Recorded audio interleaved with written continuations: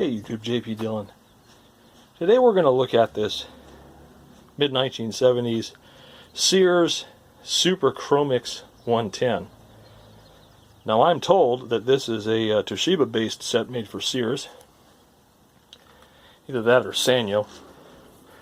It does have the classic knobs that you would see present on a Toshiba set, but we need to see for certain once we open the back up. Now the CRT is a little weak on this one. We're going to test it for sure if we have an adapter for it and see what its real condition is, but we're just going to open it up and do some light maintenance on it and then see what kind of picture it produces. So let's go ahead and get the back off and go from there. Alright, so here she is with the back off, and it is definitely a Toshiba. First thing that caught my eye was the infamous black stripe label. You see right there, product of Toshiba. It does have a Sears labeled picture tube on it. It's a very early inline gun. This will zoom out, there we go. It uses the larger neck, but is still electromagnetically converged, whereas the later inline guns were all done with little permanent magnets on them. This whole bank of film caps here for your drive section. Your flyback, you can see all the windings are exposed. You've got a fairly large high voltage rectifier there. Maybe that's also a tripler. Nope, your tripler's there. There we go. It's the first time I've ever opened one of these. And let's see here. That looks like a... what is that? Maybe it's a static convergence control. It's on the horizontal drive board, whatever it is. And you've got your regulated power supply here. A potentiometer back there labeled B voltage adjust. And then here it looks like you have your video board and your different riser cards for your video amp, your color amp, EFT, AGC and delay line, horizontal demo, whatever that is. That's interesting. Your video output, your vertical output, and they all are cards that plug into this thing. And it's on an insulated riser, so I wonder if this all swings out. Very interesting. Like I said, this is the first time I've opened one of these, so it's kind of cool. And we can get some more light and peer down in here. Kind of neat. You've got your functional module location diagram down there. So this must come apart somehow. I just don't see how it does. And then back here you've got these huge heat sinks. Probably one's got a regulator on it and the other one's maybe your vertical. It's hard to see. Very cool. Now this still has quite a number of service adjustments on it. I see a video bias. I don't know if that's the same as your CRT bias. I assume not. You've got your AGC delay, your sub brightness. You've got your horizontal hold, your vertical hold, and then you've got your green drive and your blue drive up here. And then you've got your screens here. I like how they say this PC board is fragile. To avoid board damage, apply forces only at the socket. Let's see here. It's got one of these X-ray protection devices. Do not substitute C435. Use only factory selected part number. And then next to it they have not used for X-ray radiation requirement. And the famous, this is a floating chassis. Put it on an isolation transformer. It's kind of a given. And there's more stuff I can see under there, so let's dust it out really briefly and see if we can get anything more out of this thing. Alright, well now that she's a little more cleaned up, it's pretty much just standard warnings and stuff like that. It's a Sears number 562-421-0050. But the weird thing is I don't see a service switch on this. This is still of the age where they would have that somewhere. Maybe they don't. This down here actually looks like, because it's got deep PC and main PC. So this looks like a pincushion correction board. And also I didn't notice the little hanging magnets back here. These little magnets that are on the sides of the deflection yoke. Oh yeah, top and bottom too. I guess they have purity issues or convergence issues that require those to be there. That may have something to do with the thinness of the CRT. Look at how shallow the CRT is. Normally these, something of this size would have a fairly large bell to it. But this is pretty flat. This is like 110 degree or more flat. So yeah, interesting.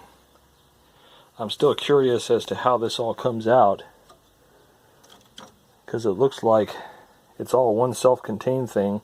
If you need to take it out to get one of these modules, it seems like a little bit of a pain, but everything's well ventilated. So the next thing I want to do is put it on the CRT checker and see what the CRT checker says. So let's do that. Alright, so we got our Beltron, which is kind of our basic emission tester. I don't know if the sockets I have are going to work with this. We're going to have to find out. So I'm just going to put the socket on this thing, and we'll see what happens. Bring it up to about 5 volts. And see if it warms up a little. Guns are lit. I don't see anything yet.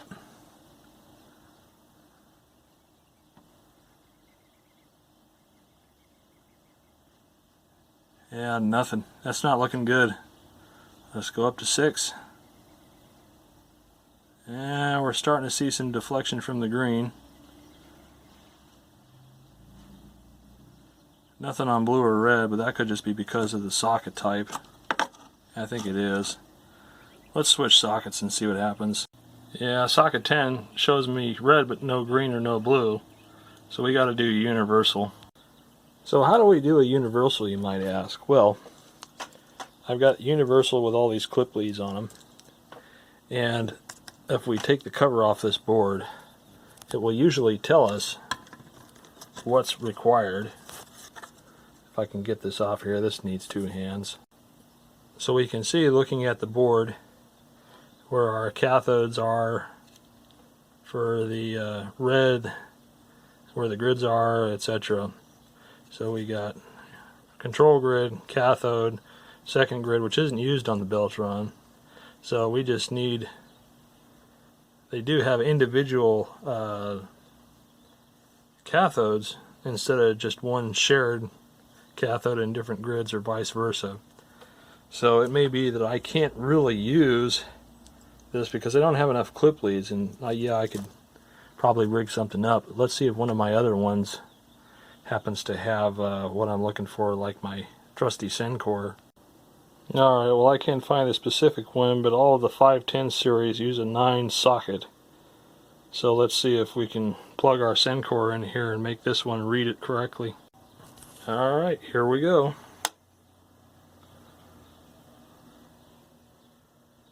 Let's bring our filament up to about 6.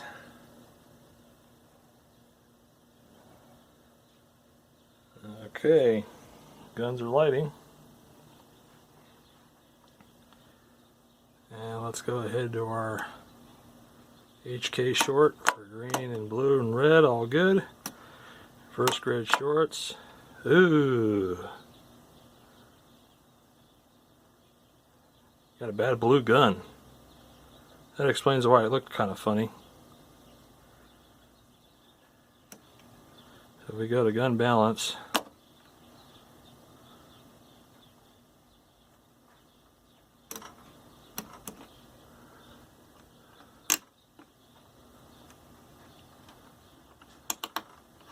And no matter what setting, these guns don't register.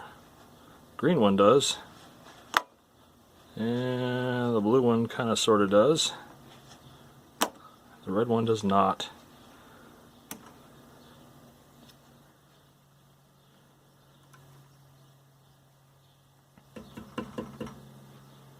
Interesting.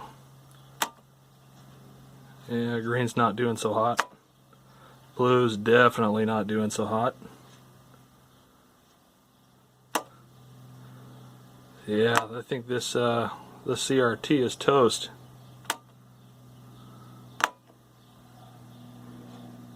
Yikes. Well, I'm more inclined to try the universal adapter with the Beltron and zap one gun at a time rather than try to jolt it with this one, because I know this one's pretty harsh. So really, I need to rejuvenate the three guns and see if they come back to an acceptable level and then retest it, because this is bad. This barely even registers. The green one's the only one that's kind of sort of okay. The red one barely comes off of the stop there, so that's pretty bad. Alright, let's see if we can zap the guns. Alright, so here it is wired up like a Christmas tree with the universal adapter and a bunch of jumpers. Now it's interesting what the Beltron reads, which is why I always call this a universal tester. It's just a basic emission tester. I don't trust the readings that I get from it most of the time. Yeah, it flows current, but the Sencor is definitely a more precise instrument that tells you a little bit more about what the quality of the guns are. So what I'm going to do, turn the voltage down a bit, turn it down to 5 volts, and we see the blue gun just drop, which is indicative of what we saw before with the Sencor. Oh, and there goes the green. Green didn't like that. The red's still kind of sort of kicking, so that's interesting. So I'm going to go ahead and put it in socket 2, which is the cleaning. And we see that the blue gun lights up pretty good, cleaning, removing shorts. And you're supposed to turn the voltage up to about 9 volts until all three light up. And there we go.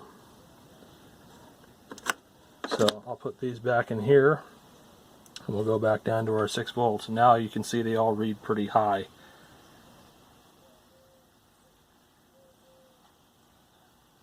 The blue gun's still kind of on the weak side, but then I also don't know if that replacement meter I put in there is that accurate. So now, if we go down to the 5 volt scale and we wait, let's see if it falls off like it did before.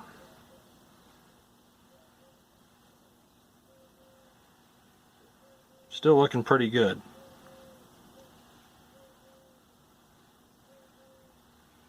So if we raise it back up to its 6.3 and then do the life test on it, we'll see what it really is.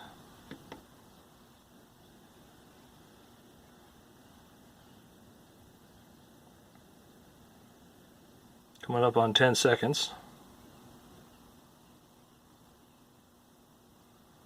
15 seconds. There we go. Now we're getting our fall off. The blue falls off first, so it definitely is the weaker link. Red's the last one to go. And so now when we bring the heaters back,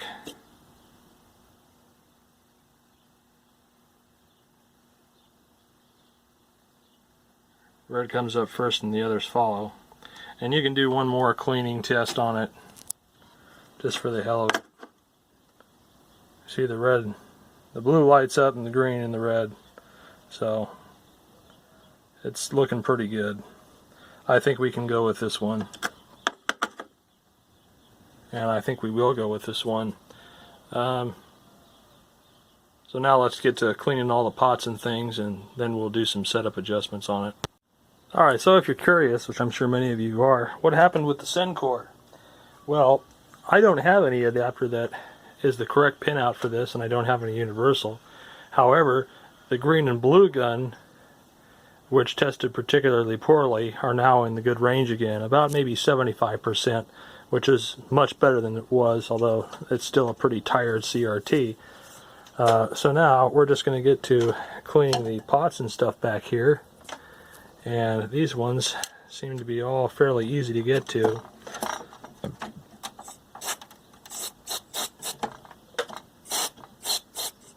So I'm just going to spray some deox in there. Likewise with the potentiometers up here that deal with the brightness and such. See if I can get some contact cleaner inside of there.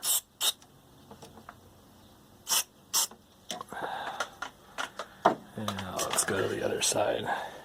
I think this one's just a switch, so I'm not too worried about that. We'll grab one of our knobs and just work the things.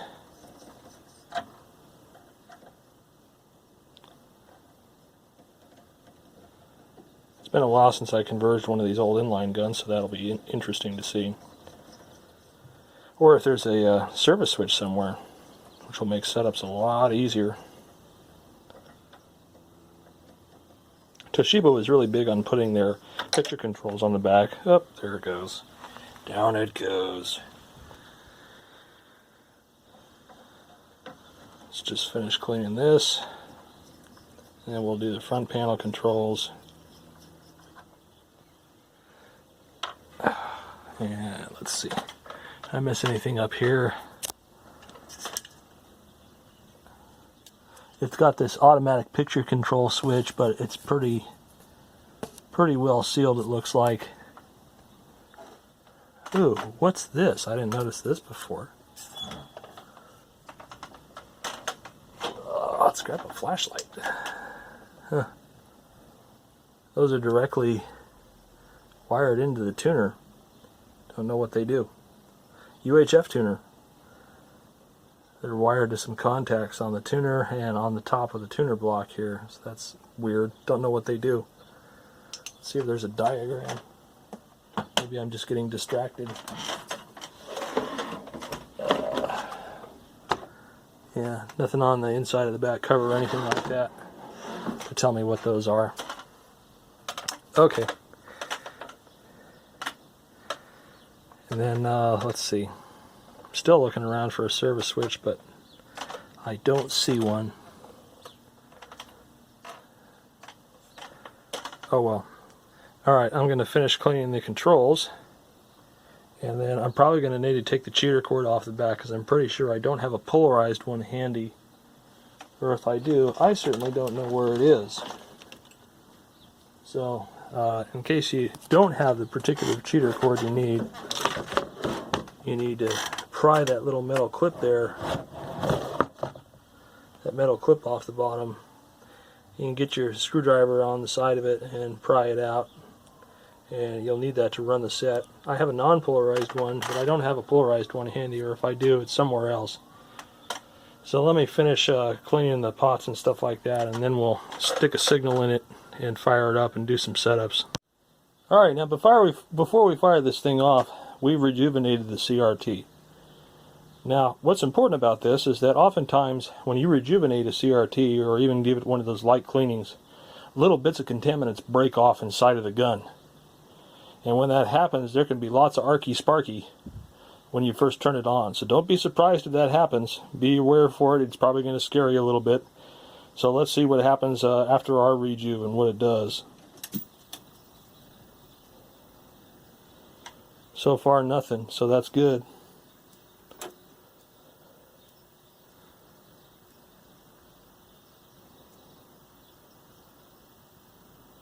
It's obviously high voltage because I can see the little bits of dust being attracted to the front of the screen. Let's turn up our brightness. Alright, so we've got obviously red and green, red and blue, but no green.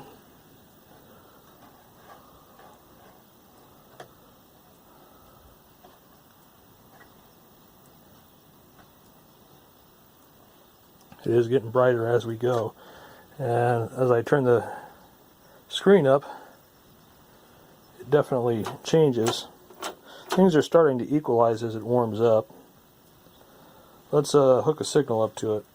Alright, so this is my cruddy little DTV box, and I have like no reception right now.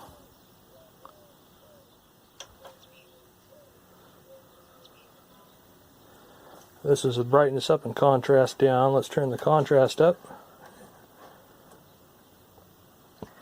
Yeah, so far so good. I notice when I crank the brightness up, it blooms into a blue, and when I turn it down, it goes back to normal. So that definitely shows some signs of the blue gun being bad. It's probably got some heater cathode leakage. Now I have two choices. I can try to do a full rejuve on it, which would probably be the best in the long run, or just deal with it and expect that the picture gets blue when it gets bright. I don't like that scenario. I think what I'm going to do is hit it with the full rejuve, because when you turn it up the brightness any, it just gets really bloomy. Otherwise, it doesn't look too bad. Colors aren't quite right, but we haven't done that yet. So let's put it back on the Beltron and see if we can give the little blue gun a kick. Okay, now we did the full rejuve, so let's see what happens now. Let's actually plug it into power first. Alright, take two.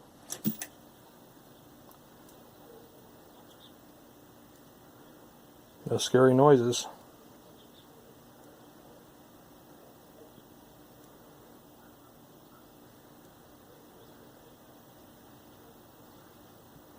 Alright, now we're starting to see something.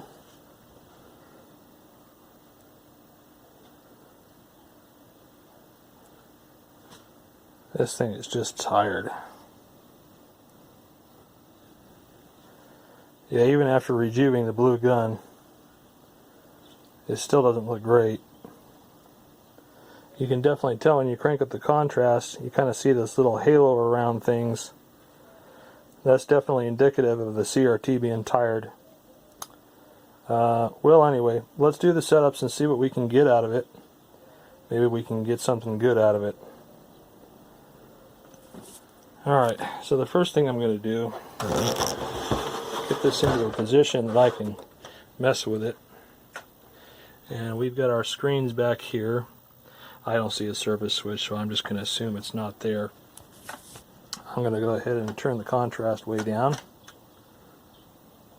And I'm going to put the brightness at about midpoint, maybe 2/3 of the way up. And we're going to start adjusting the guns. Turn them all the way down first. We'll see which one's the brightest. We've got a little bit of red there, a little bit of green, not much blue. Okay. So what let's do is, let's turn the blue all the way up. And then let's just turn the brightness up to where we can kind of sort of see it. Okay, let's turn the red up. And then let's turn the green up. And we've kind of got grayscale there. That's good. And we've still got enough brightness that makes it usable, really. Although not much resolution of brightness control there. Let's turn the contrast up and see what the brights look like.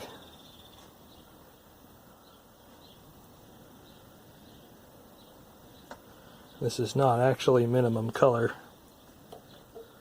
but it's close. But so far the whites look good, so I don't think I have to mess with the drives. I think it looks pretty good. I think what I will do though is, let's see if I can turn to a blank channel and get me some. Yeah, no signal. Alright, good. Let's establish our black levels. That's with the brightness all the way up. So there is a sub-brightness control back here. And ignore the interference you're getting from another source here. There's video bias and sub-brightness. Alright, so we can crank that way the hell up. Ooh-wee. Alright, so let's just put this. Let's go ahead and Put it at the maximum I'd ever want to see it at, and then we'll back off on the main brightness control. Okay. We got pretty good grayscale retention here. Looks really good. We do need a vertical size adjustment. We can see at the top there we've got a bit of a gap, and at the bottom we've got a bit of a gap where our retrace is. So excuse me a moment while I go to my vertical size, assuming I can find it here. It's got to be here somewhere. Let me put the camera down and take a quick look. Alright, let's see if we can dial in our height. You guys can see that.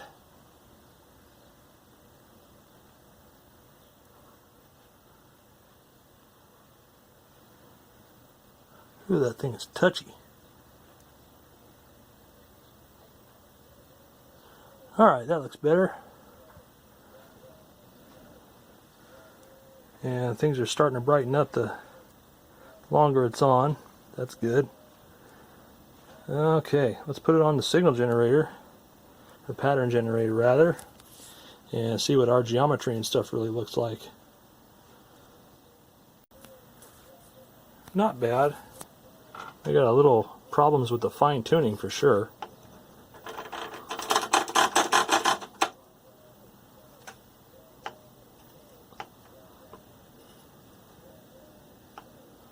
Okay, there we go.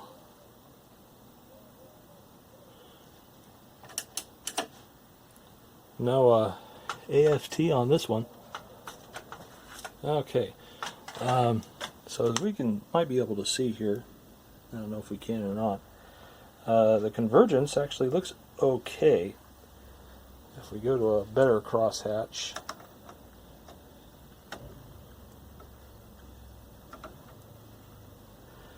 we can see that it's still pretty good.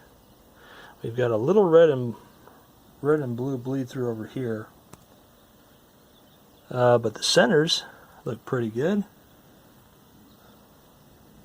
Can we zoom in a little? We got a little red and blue bleed through vertically there. Not bad.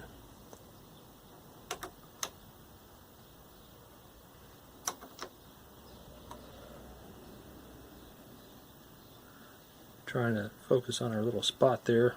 Not bad. The nice thing about these is if you need to converge them, they're much easier to do than the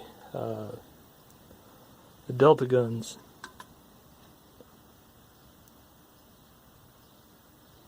This one actually looks pretty good as is.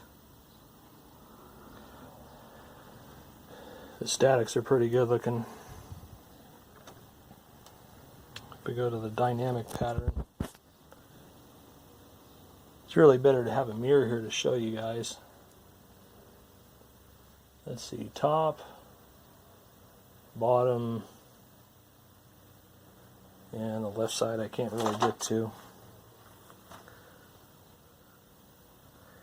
Yeah, I think I want to pull the blue in on the left side there. If I can even do that. Hang on just a second.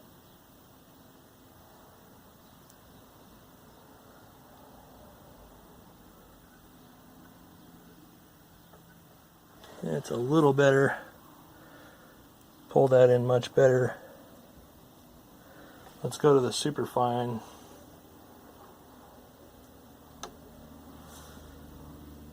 That's actually pretty acceptable, really.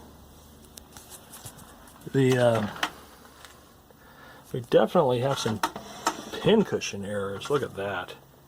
Look at that nasty pincushion error up there at the top corner. And then down here too, it's not great. So there's a pincushion phasing error, which is probably what those two big potentiometers are for on that board.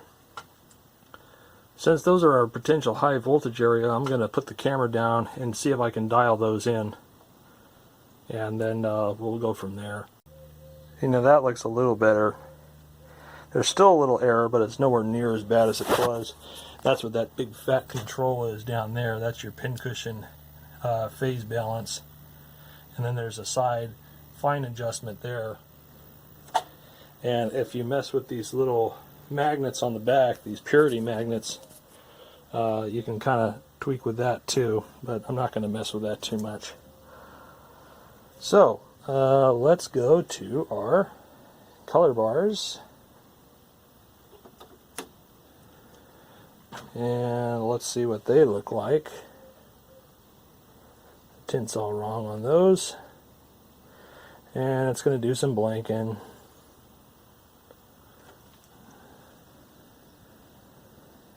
Not bad.